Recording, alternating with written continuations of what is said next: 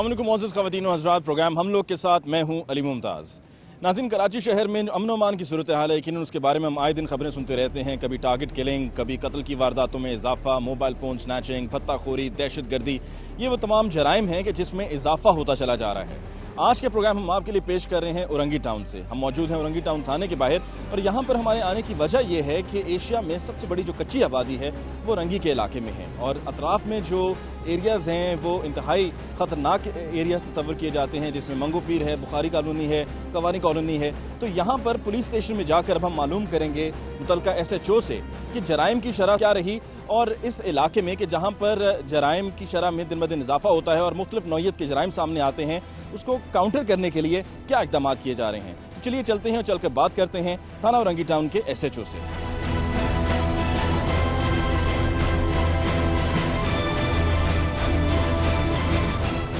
तनवीर साहब, कैसे हैं आप? ठीक ठाक हैं? अली मुमताज़। तनवीर साहब, आपका कुछ वक्त हमें चाहिए था। थाना औरंगी टाउन एक ऐसा थाना है कि जिसके अतराफ़ में कुछ ऐसी कच्ची आबादियाँ हैं जहाँ पे जराइम की शरह में दिन ब दिन इजाफा हो रहा है, जिसमें बुखारी कॉलोनी है, मंगो पीर है, कवारी कॉलोनी है। जराइम की जो शरह है उसमें किस हद तक इजाफा हुआ है और आपने उसको किस तरीके से काउंटर किया है, ये हम आपसे तफसील जानना चाह रहे हैं। एथेनिक और इसके अलावा सेक्टेरियन दोनों किलिंग रही है औरंगी टाउन में, लेकिन हमने उसमें काफ़ी मुलज़िमान पकड़े हैं। जहाँ तकरीबन वाक़या भत्ताखोरी का वाक़या ज़्यादा होता रहा है, तो पुलिस ने जो है ना बहुत ही अपनी कारकर्दगी दिखाई है, लेकिन बस हमारी मजबूरी थोड़ी सी एक बन जाती है कि मुलज़िमान पकड़े भी गए हैं और वो जेल भी गए हैं, लेकिन सिविलियन जो है वो गवाही से रिपोर्ट रखते हैं और उनकी वजह से मुलज़िमान जो है वो जल्दी छूट जाते हैं, वरना पुलिस अपनी जगह पूरा काम कर रही है। आपने जो कहा कि गवाही जो है वो नहीं मिलती है, इसमें यकीनन कुछ तो वो लोग हैं जो ऐनी शाहिद हैं, जिन्होंने एक वाक़े को होते हुए देखा, या मुद्दई हैं कि जो FIR दर्ज कराते हैं। उनकी अदम मौजूदगी की वजह से जो ये मुजरिम हैं ये जेल तो जाते हैं, पर फिर उसके बाद जब आगे अदालती कार्रवाई चलती है और अदम मौजूदगी होती है मुद्दई की या गवाहों की, तो वो छूट जाते हैं। तो इसकी वजह से क्या आप समझते हैं कि काफ़ी हद तक जो कंट्रोल आप करते हैं, पकड़ दगड़ करते हैं और फिर जब वो छूट जाते हैं जेल से, तो फिर वही मामला दोबारा से शुरू हो जाता है और आपके लिए फिर और मुश्किल हो जाता है इन लोगों को पकड़ना? बिल्कुल पकड़ना मुश्किल होता है, क्योंकि जब जेल वो जाते हैं तो उनके साथ दूसरे जराइम पेशा भी जो है ना वो मिल जाते हैं और जिसकी वजह से उनकी तरबियत में इजाफा हो जाता है और वो जब बाहर आते हैं तो उन्हें सारा जो है ना वो पता चल जाता है कि पुलिस जो है ना वो हमें कौन कौन से हरफे इस्तेमाल करती है, हमें पकड़ने में क्या क्या तरीका इस्तेमाल करती है, हमारा इन्फार्मर का पता चल जाता है उन्हें, और ज़ाहिर उनके जो है ना मुख्तलिफ लोगों से जो है लिंक बढ़ जाते हैं। अच्छा तनवीर साहब, मैं ये देख रहा हूँ कि आपके कमरे में ये तफसील मौजूद है, बोर्ड पे लिखी हुई है कि इक़दाम कत्ल कितने थे और मज़ाहमत के वाक़यात क्या थे, अगवा के केसेस क्या थे, ये सारी तफसील यहाँ पे लिखी हुई है। तो सबसे ज़्यादा आपके थाने में जो केसेस रिपोर्ट हो रहे हैं ये क्या अगवा बराए तावान के हो रहे हैं, भत्ताखोरी के हो रहे हैं या दहशतगर्दी के वाक़यात हैं? दहशतगर्दी के वाक़यात हैं, कत्ल के ज़्यादा वाक़यात हैं। तो 2011 में जो है 63 बंदे जो है यहाँ मारे गए हैं, मुख्तलिफ एथेनिक मारे गए, लेकिन पुलिस के लिए इसलिए बेहतरी की है, पुलिस ने बंदे पकड़े, उन मुलजिमान को पकड़ा है, उनको जेल भेजा है, जिसकी वजह से अब थोड़ी सी कमी हुई है। अब इतना ये ख़तरनाक इलाका है औरंगी का, यहाँ पर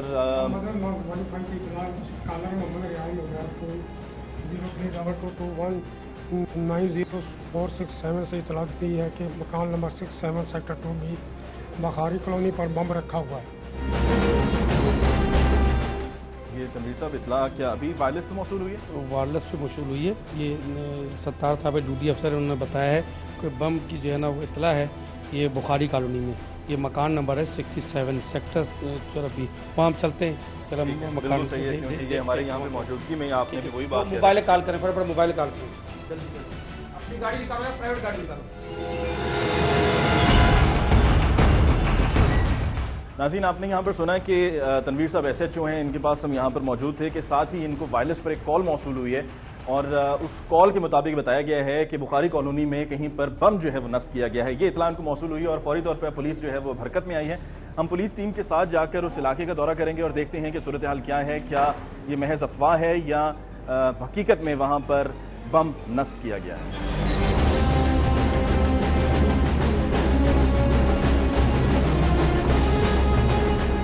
मोबाइल और अंगी आप आ जाए बुखारी, बकरा पीढ़ी की पास आ जाए बुखारी, आ जाए बुखारी। तनवीर साहब, आपके पास नफरी जो है वो कितनी थाने में मौजूद है? जब जिस तरीके से भी हम आपके पास आए और एकदम से ये आपको खबर मिली है, कॉल चली है वायरलेस पर कि जगह पर बुखारी कॉलोनी में बम जो है वो नस्ब किया गया है, तो फौरी तौर पर हरकत में आने के लिए आपके पास नफरी कितनी मौजूद होगी? सर हमारे पास 3 मोबाइलें हैं, नफरी की कमी तो है, लेकिन कमी के बावजूद काम तो करना है और इसी काम से जो है ना थाना संभालना भी है और इलाके को भी संभालना है। इंशाल्लाह ताला आपके साथ ही जा रहे हैं, देखिएगा। और 3 मोबाइलों का मतलब कि लगभग कितने अफराद आपके साथ होते हैं? तकरीबन 12 बंदे होते हैं। 12 बंदे। अब एक जो तासुर पाया जाता है वो ये है कि जी पुलिस के पास वो जदीद असला नहीं है जो इन जराइम पेशा अनासर के पास है, तो आपकी टीम के पास आपके पास असला कौन सा है जो कि इस्तेमाल किया जाता है जब भी कोई रेड की जाए या इस तरह की किसी कार्रवाई में जाया जाए? नहीं, औरंगी टाउन थाना, मुंगो पीर और पीराबाद थाने सेंसिटिव थाने हैं। इसमें हमें हर वक्त तैयार रहना पड़ता है और इसमें असला जो है जदीद रखना पड़ता है कि इसमें जो दहशतगर्दी का वाक़या बहुत ज़्यादा होता है, तो कुछ भी हो सकता है। अगर पुलिस ने लाइटली दूसरे थानों के हवाले से अगर काम किया तो उसे बहुत नुकसान होगा। यहाँ पे हर वक्त तैयार रहना है कि हमारा दहशतगर्दों से मुकाबला हो सके और हमने किया भी है और करेंगे भी इंशाल्लाह। ठीक है।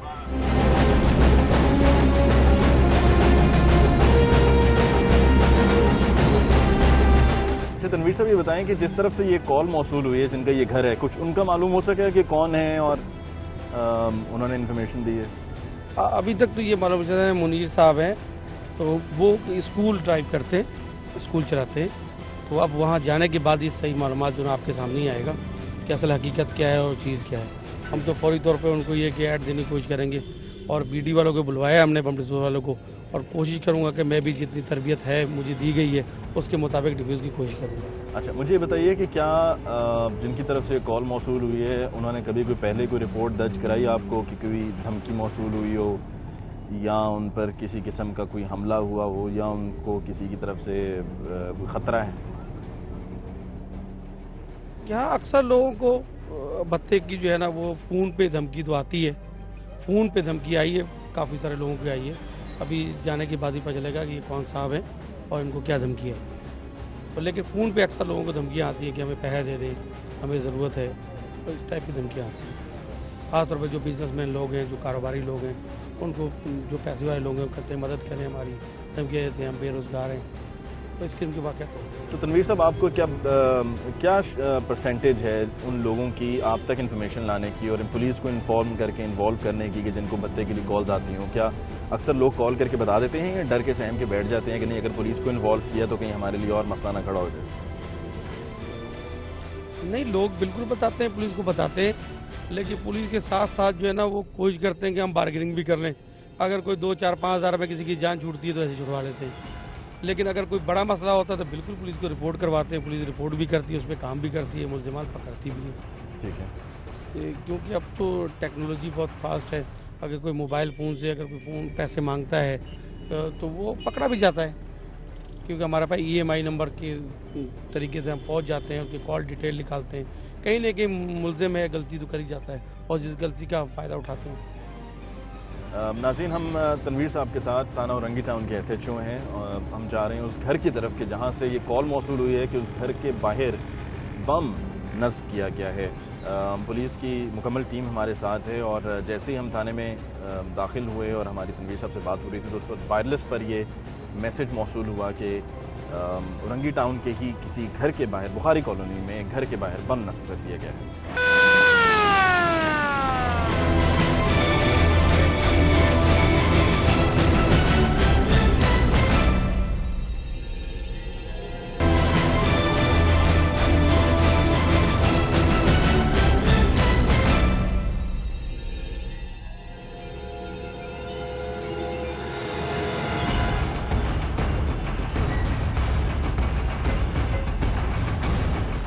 नाज़रीन, अब हम उस इलाके में पहुंच चुके हैं कि जहां पर पुलिस को मौसूल इतलात के मुताबिक बम नस्ब किया गया है और आप इस इलाके को देख सकते हैं कि ये बहुत तंग कंजेस्टेड इलाका है और काफ़ी बड़ी तादाद में यहाँ पर घर भी हैं और तंग गलियाँ हैं जिसमें से गुजरते हुए पुलिस को उस घर तक पहुँचना है कि जहाँ पर बम नस्ब किया गया है।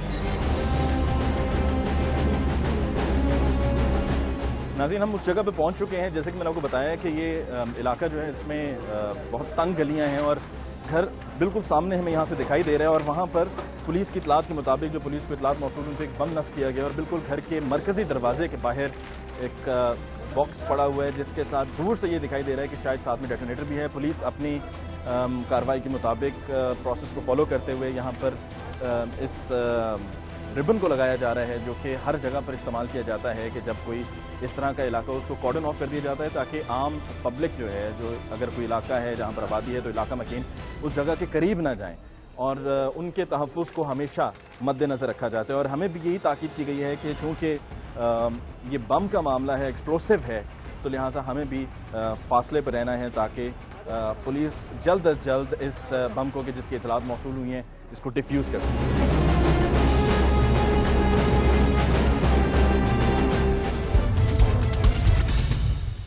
नाज़रीन, आप देख रहे हैं कि किस तरीके से SHO साहब, तनवीर साहब इसको डिफ्यूज़ कर रहे हैं। थोड़ा बंदों को दूर करना भाई, सबको दूसरे हो जाओ भाई।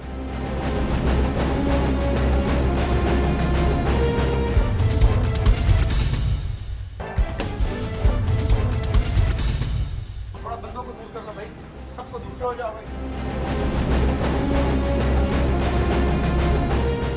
नाज़रीन, आप देख रहे हैं कि किस तरीके से SHO साहब, तनवीर साहब इसको डिफ्यूज़ कर रहे हैं और हमने इनसे पूछा भी था कि क्या ये ख़ुद से ऐसा कर सकते हैं या नहीं, तो उन्होंने यही हमें बताया था कि इनको ट्रेनिंग दी जाती है कि अगर कहीं पर कोई ऐसी सूरत हाल पेश आए तो वहाँ पर इनको कैसे काम करना है। अब किस तरतीब से इसको डिफ्यूज़ किया जा रहा है, ये तरतीब और ये पूरे सिलसिले की तफसील जो है, ये हम इनसे कुछ देर में मालूम करेंगे। जैसे ही ये बम जो इस घर के बाहर नस्ब किया गया है, जैसे ही ये डिफ्यूज़ होता है, और इस घर का जो गेट है, इसको यहाँ से बज़ाहिर ताला बाहर की तरफ से लगा हुआ है, लेकिन साथ एक छोटा गेट भी है जिसको इस्तेमाल किया जाता है इस घर में रहने वालों की तरफ से कि घर में दाखिल हुआ जाए और घर से बाहर आया जाए। और पुलिस ने यहाँ पर ये रिबन लगा के जो इलाके के लोग हैं, जो इलाका मकीन हैं, उनको सख्ती से ताकीद की है कि कोई भी यहाँ पर करीब ना आए। अब यहाँ से जो मुझे दिखाई दे रहा है वो ये है कि इस के साथ, इस नीले डब्बे के साथ जो ये डेटोनेटर है उस पर सेल रखे गए हैं और ये आप देख रहे हैं कि ये इसको अलहदा कर दिया गया है इस डब्बे से। गालिबन ये डिफ्यूज़ करने का अमल जो है वो मुकम्मल हो चुका है। तनवीर साहब, ये अमल हो चुका है जी मुकम्मल? तनवीर साहब, ये डिफ्यूज़ हो गया जी? तो नहीं, वह ये जो इसके साथ जो डेटोनेटर लगा हुआ है, जो उसको बैटरी सप्लाई करता है फायर के लिहाज से या आग लगाने के लिहाज से, वो मैंने डिस्कस कर दिया है। लेकिन बाकी जो है, जो एक्सप्लोजिव अगर है उस डब्बे के अंदर कोई चीज़ है, वो BD वाले चेक करेंगे, बम डिफ्यूज़ वाले, वो चेक करके। ये बताइए कि आपने किस तरीके से इसको अलहदा किया? क्या कोई ये क्या हिसाब है कि एक काली तार है, एक लाल तार दिखाई दे रही है? ये बैटरी जो है, ये डेटोनेटर को करंट सप्लाई करता है और डेटोनेटर जो है वो एक्सप्लोजिव कोई भी चीज़ अगर हो तो उसको ये फायर के लिए मदद देता है। तो ये हमने जो है सिर्फ बैटरी से उसको डिस्कनेक्ट कर दिया है। बाकी जो भी केमिकल है या एक्सप्लोजिव है वो BD वाला सही चेक करके हमें बता सकते हैं कि डेटोनेटर किस डिज़ाइन का डेटोनेटर है। लेकिन ज़ाहिरन जो ये नज़र आ रहा है वो रिमोट कंट्रोल है। तो ये बताइए कि आपको जब ये तफसील मौसूल हुई है कि अगर घर के बाहर इस तरीके से कोई रख के गया है, तो यकीनन उनका मकसद सिर्फ महज ये नहीं होगा कि रख के चले जाएँ और सिर्फ डराया धमकाया जाए, चलाना भी इरादा हो सकता है। तो क्या वजह है कि आपको लगता है कि इसको इस्तेमाल नहीं कर पाए और ये इन्फॉर्मेशन आप तक पहुंची और आपने आके इसको डिफ्यूज़ कर लिया? ये एक तो तंग गलियाँ हैं, शायद जो रिमोट दबाने वाला है या उसका रुख मुड़ गया है, तो इस वजह से रिमोट जो है ना वो दबा नहीं पाए। या तो ये हो सकता है, ये भी मुमकिन है कि उन्होंने अगर जो है ना कोशिश भी की होगी लेकिन वो खौफजदा हो गए होंगे। इतना तकरीबन ये वज़नी 2-2.5 किलो वज़नी नज़र आ रहा है। अगर 2-2.5 किलो वज़नी जब बम अगर ब्लास्ट होगा तो साथ के सारे मकानों को नुकसान पहुंचता। हो सकता है वो अपने खौफ की वजह से नहीं दबा सकता। ठीक है, लेकिन मैं ये देख रहा हूँ कि जब हम दाखिल हुए तो उसमें हमने देखा कि तंग गलियाँ हैं और आबादी काफ़ी ज़्यादा है, और अगर ये खुदा न खास्ता अगर ये एक्सप्लोड करता तो अतराफ़ में जितने भी घर हैं, आबादियाँ हैं, फैमिलीज़ रह रही हैं, नुकसान पहुँच सकता था, यकीनन इस घर के लिए भी। ये हमारी खुशनसीबी है कि हमें सही वक्त पे इन्होंने जो है वो इतला दी है और इतला पे हम यहाँ पहुँच गए। ये आप मालूम कर पाएँ कि घर में भी इस वक्त कोई मौजूद है या नहीं? हाँ बिल्कुल, घर पे जो है ना फैमिली मौजूद है और घर वाले भी मौजूद हैं, लेकिन थोड़े खौफजदा हैं। तो उनकी कोशिश अगर हम उनसे बात कर सकें ताकि हम ये जान पाएँ कि ये उनकी नज़र में किसने ये सब किया है, कि एक लग यूँ रहा है जैसे कि आपने कहा कि फैमिली है रह रही यहाँ पर, तो ये कौन कर सकता है? मैं बिल्कुल करता हूँ, कोशिश करता हूँ।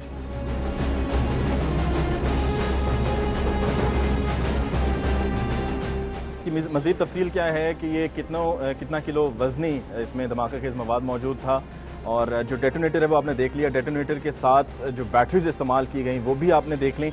हमारे साथ अब जिनका ये घर है, जिनको ये बम जिनके घर के बाहर नस्ब किया गया था और जिनको इससे पहले धमकी भी मिली थी, वो हमारे साथ मौजूद हैं यहाँ पर। इनसे हम तफसील जानते हैं। मुझे ये बताइएगा कि आपका ये घर है, आप यहाँ पर रहते हैं, ऐसा भी नहीं है कि इस घर को ताला लगा हुआ है, घर में कोई रहता नहीं है, ये बाहर बम के रख का किसी का चले जाना, ये इससे बड़ी बात क्या हो सकती है? तो ये किसने किया, किस पर आपको शक है? नहीं, ये तो आजकल यहाँ पर तकरीबन एक कराची में खुसूसन ये पख्तून आबादी में एक आवाज़ चली है कि कई लोग तकरीबन हर तीसरा शख्स इस मसले में गिरा हुआ है। जिसके पास खाने को कुछ है तो वो लोग एक ऐसा लोग है कि वो पहले पर्ची भेजते हैं, फिर उसके बाद डिमांड करते हैं कि हमें इतने पैसे दो।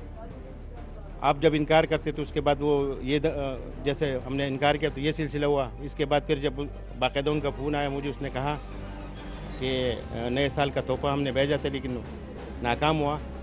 अब आइंदा अगर हम भेजेंगे तो उसमें इंशाल्लाह कोई ऐसी बात नहीं होगी, इसमें कसर नहीं छोड़ेंगे हम। ठीक है, आपसे क्या कितने पैसे मांगे गए थे? 20 लाख रुपए। 20 लाख रुपए, और वक्त भी बताया गया था कि इतने वक्त में आपको देने होंगे? मुसलसल टाइम देते रहे, 3 दिन 4 दिन का, ये 5-6 मरतबा हमारे पास फ़ोन आया इसका। ठीक है, तो ये तो खैर इन्होंने यहाँ पर बम नस्ब किया है। घर से बाहर अब आपके आना जाना जो है वो किस तरह? बिल्कुल, बल्कि हमारे पास हमारी सिक्योरिटी के बहुत बड़े खदशात हैं। हमारे पास ये इंचार्ज साहब खड़े, हमने वफाक मुस्तहब को भी लेटर दी है, DIG को भी दिया, सबको हमने लेटर दिया कि हमारी सिक्योरिटी का इंतज़ाम किया जाए, लेकिन अभी तक कोई सिक्योरिटी का इंतज़ाम नहीं है, जिसकी वजह से हम अपने मतलब 2-3 भाइयों के बच्चों को लेकर स्कूल तक जाते, फिर स्कूल में बच्चों को पढ़ा के फिर वापस आते हैं घर तक। 4-5 आदमी हमारे साथ वहाँ तक जाते हैं, 4-5 आदमी वहाँ से वापस आते हैं। ठीक, और जिन्होंने आपको ये कॉल की उनका कुछ आपको मालूम है कि किस इलाके से थे वो? पुश्तो ज़बान बोल रहे थे, पश्तो में उन्होंने आपसे बात की? पुश्तो में बात। तो आपने उनसे कहा नहीं कि आप भी पख्तून हैं, वो भी पख्तून हैं, तो कोई इस बात का लिहाज किया जाए? वो उसका ज़मीर मरा हुआ है, वो कैसे पख्तून है? वो या आपकी मजबूरी है? जिसके ज़मीर नहीं वो पख्तून क्या है, वो मुसलमान नहीं, वो इंसान नहीं है। लेकिन ये आपकी हिम्मत है कि ये सब हो जाने के बाद आपने अपने तक बात रखने के बजाय कानून नाफिज करने वाले इदारे यानी कि पुलिस को आपने इन्वॉल्व कर लिया? जी बिल्कुल, ठीक है। हाँ, क्योंकि हमारी मजबूरी थी, क्योंकि अब दुश्मन जो है वो तो उसने तो हम पे वार कर लिया, अब मज़ीद वो कई वार कर सकते, तो अब इसको तो हम बम वाला ऐसा मसला है कि इसको छुपाना तो बड़ा मुश्किल काम था हमारे लिए। बिल्कुल, इससे पहले अगर हमने कुछ छुपाया तो वो छुपाया था, लेकिन जब बम का वाक़या हो तो उसको वो भी करना था, ज़ाया भी करना था, तो इसलिए हमारी मजबूरी थी कि हमने पुलिस की इत्तला की और बम डिस्पोजल स्क्वाड वाली बाय सब उसने जो है। ठीक, तनवीर साहब, अभी आपने ये गुफ्तगू हमारी जो भी वो आपके सामने हुई है, और ये जो खदशा है कि अब देखें इससे बड़ी बात क्या हो सकती है कि किसी के घर के बाहर, मरकज़ी दरवाजे के बाहर इस तरीके से बम जो है वो रख के चला जाए कोई, और जानो माल हर किसी पाकिस्तानी शहरी की जान और माल का तहफ़्फ़ुज़ उसको देना ये पुलिस का काम है, हुकूमत का काम है। उनका ये कहना है कि हमें कोई सिक्योरिटी फराहम नहीं की गई है। देखिए, भत्ताखोरी जो है ना वो एक क्रिमिनल लोग हैं, एक क्रिमिनल टोला है जो लोगों से कोशिश करता है कि उसको हम धमकी लगाएं और उसको डरा धमका के पैसा मिल सकता है तो ले लें।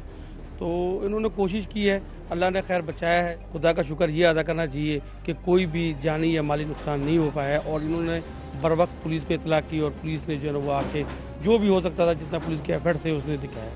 लेकिन इसके अलावा सिक्योरिटी का मसला है, इनके लिए मैं बिल्कुल ज़रूर लिखूंगा कि SSP सिक्योरिटी जो है हमारे एक अलग SSP है, एक हमारा इदारा बना हुआ है जो सिक्योरिटी जो है जिनको भी थ्रेड होता है उनको सिक्योरिटी देना उनका काम है, और उसके लिए हम बिल्कुल लिख के भेजेंगे और हाई साहब को इंशाल्लाह ताला सिक्योरिटी मिलेगा। क्योंकि चलें दिन के वक्त अगर ना सही तो ख़ास तौर पर रात के वक्त सिक्योरिटी फराहम करना तो और भी ज़्यादा ज़रूरी हो जाता है। देखिए हमारा, और क्योंकि ये देखिए मामला एक ऐसा है ये तनवीर साहब कि आप देखें ये धमाका खेज़ मवाद इनके घर के बाहर जो रखा गया, इससे खुदा न खास्ता सिर्फ इनको नुकसान नहीं पहुंचना था, बल्कि आप ये देखिए कि अतराफ में और भी लोग रहते हैं और भी घर हैं।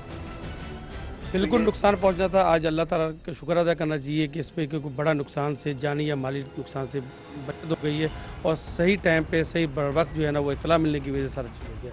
और ये हाजी साहब की बड़ी हिम्मत है कि ये क्रिमिनल लोग हैं और ये भत्ताखोर हैं, इनके खिलाफ इन्होंने आवाज़ उठाई है और इन्होंने पुलिस को भी बताया है।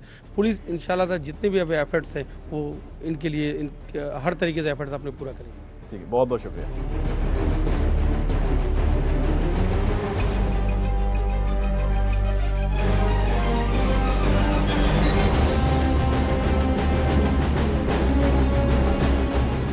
आवाज़ भी आती है। और इधर ये एक्सप्लोजिव जो है BT डिपार्टमेंट जो हमारे एक BT है जो कि बम डिस्पोजल वाले, उन्होंने चेक किया है और इसका वज़न भी किया है, जिससे जाहिर हुआ है कि ये तकरीबन 2 किलो 800 ग्राम जो है इसमें जो है वो एक्सप्लोजिव है, और जिससे कोई बड़ा नुकसान हो सकता था। क्योंकि ये मैंने आपको कहा कि जो अगर रिमोट कंट्रोल होता है वो हम डिफ्यूज़ जो कर लेते हैं, शार्ट हमने कोर्स किया हो तो आप बम डिफ्यूज़र जो एक्सपर्ट है वो उन्होंने आके चेक किया है और चेक करके बताया है कि इसमें जो है ये एक्सप्लोजिव जो है ब्लैक कहलाता है। ये एक्सप्लोजिव तकरीबन इसका वज़न जो है यहाँ 2 किलो 800 ग्राम टोटल वज़न है। इसमें 4 बैटरियाँ हैं और डेटोनेटर है, वो तो आपके सामने था, बाकी एक्सप्लोजिव किया है।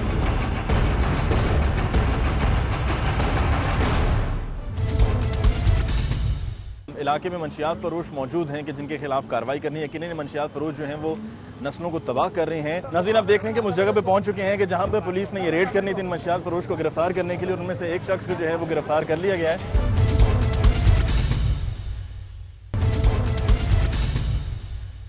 नाज़रीन, ब्रेक के बाद एक दफ़ा फिर आपको कहते हैं खुशामदीद प्रोग्राम हम लोग। और आज के प्रोग्राम में वक्फे से पहले आपने देखा कि किस तरीके से औरंगी टाउन के इलाके में पुलिस ने जाके बरवक्त कार्रवाई की, जिसके नतीजे में एक नस्ब बम को डिफ्यूज़ किया गया और इस बरवक्त कार्रवाई के नतीजे में बहुत से लोगों की कीमती जानें महफूज रहीं।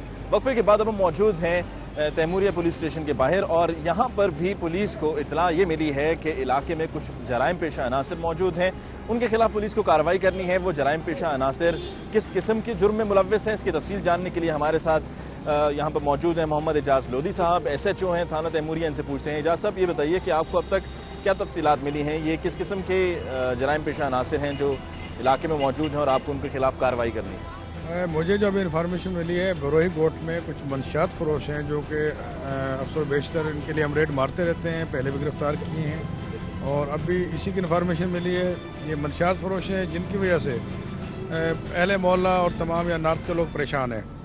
और ये आपके इल्म में है कि जहाँ हेरोइन वगैरह का नशा करते हैं, ये नशे हेरोइन पीने वाले ये लोग घरों में चोरी चकारी करते हैं, इनकी वजह से जुर्म बढ़ता है। इतना बड़े मंशियात फरोश नहीं है, 2000-4000 की मेरी इन्फॉर्मेशन के मुताबिक ये हब वाली साइड से लेके आते हैं और उसको फ़रोख्त भी करते हैं, ख़ुद इस्तेमाल भी करते हैं। आपने सुन लिया जी SHO साहब से कि इलाके में मंशियात फरोश मौजूद हैं कि जिनके खिलाफ कार्रवाई करनी है। यकीनन मंशियात फरोश जो हैं वो नस्लों को तबाह कर रहे हैं, और जो ये मंशियात इस्तेमाल करने वाले लोग हैं ये वो लोग हैं, जैसे कि अभी SHO साहब ने बताया, कि जो बेरोज़गार हैं या मेहनत मजदूरी करते हैं और ये मंशियात लेने के बाद फिर वारदातों में, जिसमें डकैती, चोरी चकारी, मोबाइल फ़ोन स्नैचिंग वगैरह, इन तमाम वारदातों में भी इजाफा हो जाता है। तो चलिए बढ़ते हैं आगे और पुलिस पार्टी के साथ चलकर इस इलाके में जाकर देखते हैं कि पुलिस किस हद तक कामयाब होती है इन मंशियात फरोश को गिरफ्तार करने में।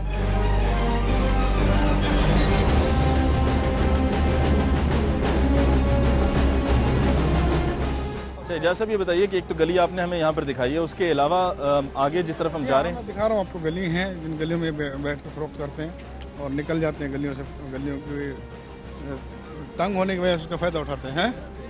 हाँ ठीक है, तो मुझे ये बताइएगा कि जब यहाँ पर आप आके रेड्स करते हैं, करने के बाद लोग गिरफ्तार होते हैं, उसके बाद भी ये काम चलता रहता है? ये एक्चुअल बहुत जल्द जमानतों पे आ जाते हैं। ठीक है, जमानत पे आने के बाद फिर ये अपने उसी काम पे शुरू, इनका और धंधा तो है नहीं, इनका काम ये मंशियात बेचना। मंशियात इनकी जमानत कराने वाले कौन लोग होते हैं? इन्हीं के अपने लोग हैं जो इनके बड़े इनके जो इनसे माल फरोख्त करवा रहे हैं, ठीक है, वो इनको सपोर्ट करते हैं। और अब आगे जो है ये पूरा इलाका इसी तरह का इलाका, यही गली है, पतली पतली गली अंदर जो जा रही हैं, इन गलियों में से निकल जाते हैं लोग। आगे नदी है, कब्रिस्तान है, बस यहाँ से शूट किया और निकल गए इधर। अच्छा, नदी पार कर जाते हैं? पार कर जाते हैं। ये गली है, ठीक है, जिसने ये उल्टे हाथ पे गली, ये गली है, इसमें निकल गए, ये गली है, इसमें निकल गए। और इन गलियों में जो है इनका फायदा उठाते हुए यहाँ से बासानी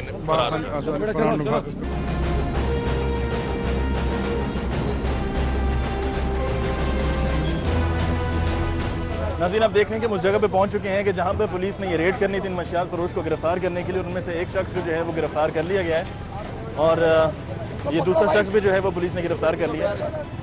जैसा भी बताइएगा कि घर वो कहाँ पर है कि जहाँ पर ये रह रहे हैं? ये अंदर गली में। अंदर गली में। आप घर देखना चाहेंगे? जी हाँ, मैं दिखा। एजाज साहब के ये बनाए हुए सिगरेट हैं हेरोइन के? ये हेरोइन के बनाए हुए सिगरेट हैं, ये बनाए हुए बेचते हैं और इनका माल घर में मौजूद होगा, थोड़ा थोड़ा करके बाहर बेचने आते हैं और ये तैयार सिगरेट है। अच्छा, ये इन्होंने बना के रखे होते हैं और इसी तरह से इसी तरीके से इसको आगे बेच देते हैं। भेज देते हैं। ये 100 रुपये का एक सिगरेट है। 100 रुपये का एक सिगरेट है। और ये कितने लोग हैं जो यहाँ इस घर में रहकर ये काम कर रहे हैं? टोटल इस मोहल्ले में, इस इलाके में 5 लोग हैं 5 हैं। जो कि मंशियात फरोश हैं और मंशियात फरोख्त करते हैं। इनके और आगे कारिंदे हैं। मेन जो 5 लोग हैं, 5 में से 4 में पकड़ चुका हूँ। ठीक है। और एक अभी आपके सामने हाथ आ गया, एक उनका कारिंदा है। मेन जो है एक अब्बास है, अमजद लंगड़ा है, पीरू है, जुम्मा है, 4 जी है। गुलाम मुस्तफ़ा जो ये पकड़ा है, ये बहुत बड़ा यहाँ पे मंशियात फरोश है, बेचता है। अहले मोहल्ला सारे तंग हैं इनसे। ठीक है। और अल्हम्दुलिल्लाह हम वो घर देख सकते हैं कि जहाँ पर ये काम मैं घर दिखा सकता हूँ आपको। जैसा भी ये बताइएगा कि ये इस इलाके में जहाँ पर ये रह रहे हैं, काम कर रहे हैं, क्या इन लोगों की भी इनको सपोर्ट हासिल है? लोगों को सपोर्ट नहीं है, चंद लोग हैं ठीक है। जो ये बेचने वाले हैं, बाकी तमाम आवाम इनके खिलाफ है और इनसे परेशान है। ठीक है। जब आपने अभी इनको गिरफ्तार किया है तो आपने इनको लग यूँ रहा है कि घर से कुछ फासले पे गिरफ्तार किया, क्या यहाँ बाहर बैठे बेच रहे थे? ये मैं दिखाता हूँ आपको, ये गलियों में बैठे होते हैं और पतली गलियों का फ़ायदा उठाते हुए भागने में कामयाब हो जाते हैं। लेकिन आज हम ऐसी प्लानिंग से आए हैं कि एकदम से सिविल कपड़ों में आगे भेजें। इनको महसूस नहीं हुआ कि पुलिस आ रही है। ठीक है। तो हम पीछे पहुँचे, हमारे सिविल कपड़ों वाले जो लिबास में थे उन्होंने इनको अरेस्ट कर लिया। ठीक है। ये गलियाँ बहुत ही पतली, अब तो हम बहुत चौड़ी गली में जा रहे हैं, सड़क पे जा रहे हैं। अंदर गली है बहुत पतली, कंजेस्टेड है। ठीक है। जहाँ से इनको गिरफ्तार किया गया है वो जगह वही है जहाँ पर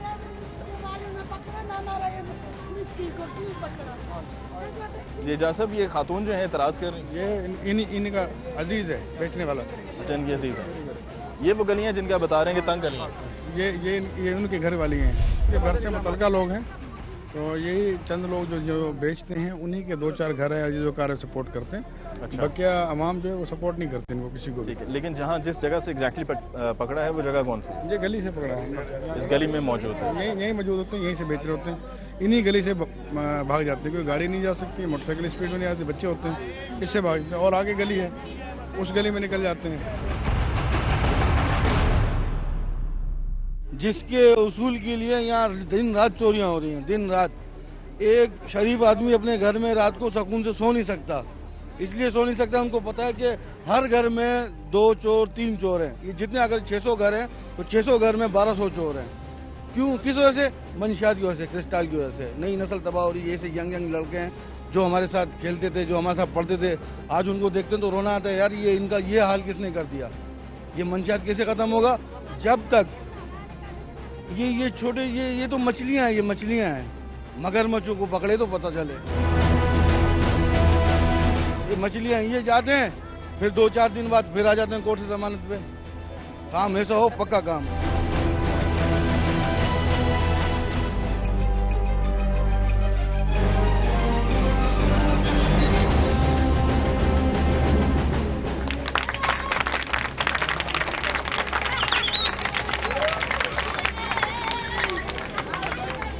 नाज़रीन, पुलिस की कामयाब रेड के नतीजे में 2 मुल्ज़िमान गिरफ्तार हो चुके हैं और ये पुलिस की कस्टडी में हैं। एक का नाम मुनव्वर है और दूसरे का नाम मुस्तफ़ा उर्फ मस्तू है।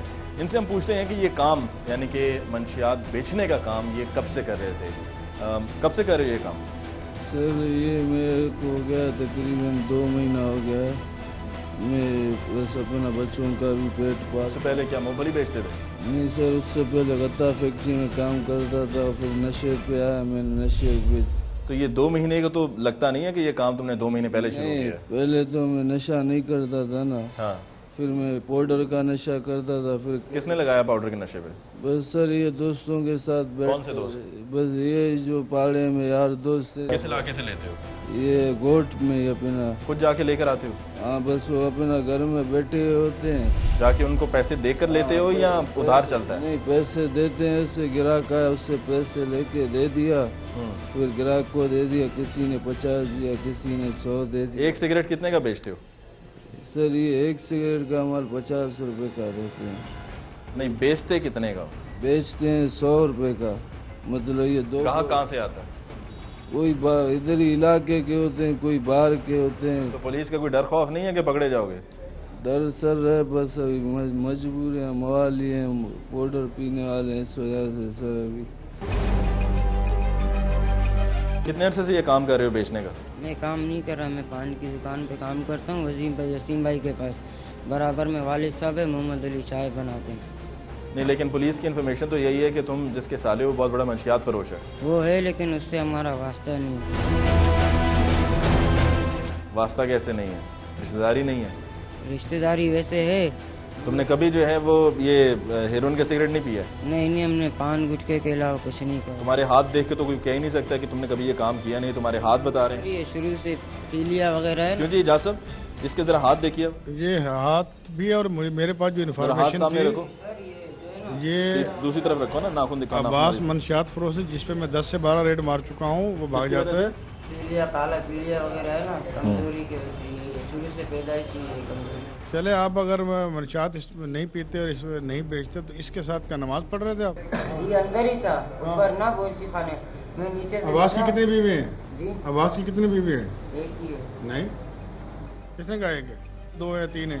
मेरे को ये नहीं पता। वो जब घर से जो ऊपर वाले घर में रहता है वहाँ से छाल मार के भागता है, हैं? पता नहीं सर, मैं तो अयूब गोट में रहता हूँ। अयूब गोट में रहता है। जी मुनव्वर नाम है ना तुम्हारा? जी जी। अब्बास के साले हो। अब्बास मंशियात फरोश है और बड़ा मंशियात फरोश है। तमाम लोगों को, लड़कों को वही मंशियात देता है। जी, इससे एग्री करते हो ना? हम लोग जो है ना बेचते ही नहीं है सर हम लोग। मुझे ये बताओ, इसको कब से जानते हो? सर ये काफ़ी टाइम से आता है। कितने टाइम से? यार इससे पूछा ना, जिसको बताने दो, कितने टाइम से आता जाता है? लेकिन सर ये बचपन से जानते हैं इसको, इलाके में रहता है ये गोट में। अभी अजूब गोट रहते हैं। तुम्हारे घर में एक बाकायदगी से कब से आ रहा है? मिलना जुलना तुम्हारे घर में कब से? मेरे घर में नहीं आता सर, अपने बहनोइयों के घर पे जाता है। तो ये भी तुम्हारे साथ मिलकर बेचता है? ये तुम्हारे साथ मिलकर बेचता है? बेचता है सर। तो अभी माने नहीं माने वो भी अल्लाह को। तुम्हारे साथ ये खड़े हुए इसने बता दिया कि तुम बेचते हो? किसे? मैं? हाँ, नहीं तो और मैं? बाकी हुआ ये तो अद्दी है, लेकिन हम होना बस उठ। नहीं, इसमें उर्दू में बात करो ना, क्या समझाने की कोशिश कर रहे हो? उसको यही बोला, मैं तो बहन को तो उर्दू में समझाओ ना, फिर उर्दू में समझाते हुए क्या मसला होता है? नहीं, यहाँ पर सब उर्दू में बात हो रही है ना। जी जी। हाँ, तो जब उसने बोल दिया कि तुम भी बेचते हो, तुमने साथ में उसको अपनी जबान में समझाना शुरू कर दिया। नहीं, मैं तो पक्का कर रहे हो लेने आया था। नहीं, मुझे बताओ ना, उसे क्यों बता रहे हो? मुझे बताओ। बहन को लेने आया था मैं सर। ये कौन कौन सा नशा करता है? ये जो गोली है ये वाली, इसको क्या बोलते हो, इस गोली को? सर ये है क्रिस्टल। क्रिस्टल है?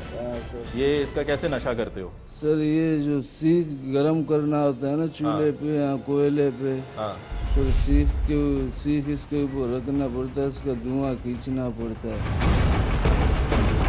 ये पीने के बाद कभी कोई वारदात की? नहीं सर।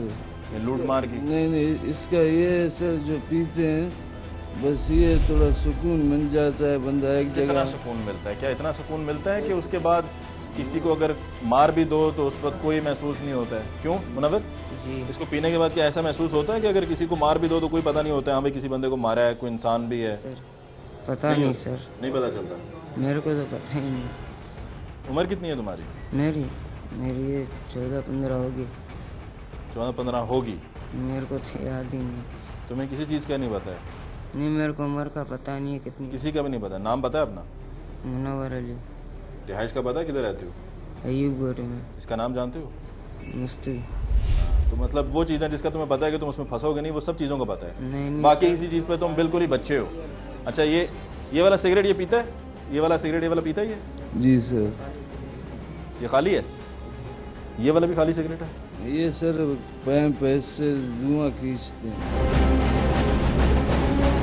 तो इसमें कुछ भी नहीं है? नहीं सर, ये खाली से। क्यों जी जा साहब? ये सिगरेट, ये पाइप है इनका इस्तेमाल करने का, ये सिगरेट है? नहीं, ये कह रहा है ये खाली सिगरेट है, इसमें ये तंबाकू, खाली तंबाकू है जो सिगरेट में मिलता है बाजार से। उसने कहा कि ये 100 रुपये सिगरेट हम बेचते, तो खाली सिगरेट 100 रुपये कौन लेगा? बनाया हुआ है ना ये? नहीं सर, ये खाली सिगरेट है, जैसे अभी दम लगाता है ना बंदा, इसका 2 कश मार के इसको रखते हैं, फिर धुआं खींचते, फिर इसको लगाते हैं। तो ये खाली है, तो अगर यहाँ पर कोई पिएगा तो उसको कोई फर्क तो नहीं पड़ेगा, मसला तो नहीं होगा? नहीं सर, पी ले? पहले सर कोई भी पी ले। क्यों जी जा साहब? ये कह रहा है ये तो खाली है, इसमें तो कुछ भी नहीं है, तो किसी को पिला कर देखते हैं। ये क्या है? ये ये कागज़ है, इसका ये कागज़ का पैप बना हुआ है सर, इससे धुआं खींचते हैं सर। अच्छा, ये जो है ये क्या ये सर चर्च से गर्दा है। गर्दा है? ये कितने का बेचते हो? ये सर हम नहीं बेचते, हम सिर्फ ये क्रिस्टल लेके। ये क्या घर में सजाने के लिए लिया हुआ है? ये सर अगर ये बेचना नहीं है तो जिस तरीके से ये पैकेट बना हुआ है, जिस तरह से इसको बनाकर तैयार करके रखा हुआ है, जी सर। ये तुम्ही ने बनाया?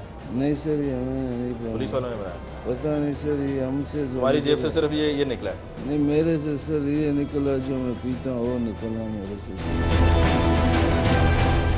अच्छा, ये किसके पास से निकला जी? इसका है? जी। ये बेचता है? आवास गर्दा बेचता है, ये इन्होंने मुख्तलिफ शोबे बांटे हुए। आवास गर्दा बेचता है, पप्पो क्रिस्टाल बेचता है, दूसरे को चर्च बेचते हैं। इनके अपने शोबे हैं, डिपार्टमेंट बांटे हुए इन्होंने। तो ये बताओ, महीने का कितना कमा लेते हो? सर कोई नहीं, बस जो कमाते हैं उसी टाइम ही टाइम खाते हैं अपना बच्चों। कितना कमा लेते हो? खाना तो बात की बात है ना, मतलब कमाते दिन में ये सर 600-800-900 रुपये जो मिलता है ना, उसके बाद अपना सर बैठ जाते। दिन का 800-900 रुपया बना लेते हो? बना लेते हैं, उसके बाद बैठ जाते हैं। वहाँ मोहल्ले में, इलाके में लोग मना नहीं करते हैं कि ये काम ना करो, नौजवान असल तबाह हो रही है? मना करते हैं सर, बस अभी हर कोई आता है लेने के लिए, हर कोई आते हैं लेके जाते हैं सर।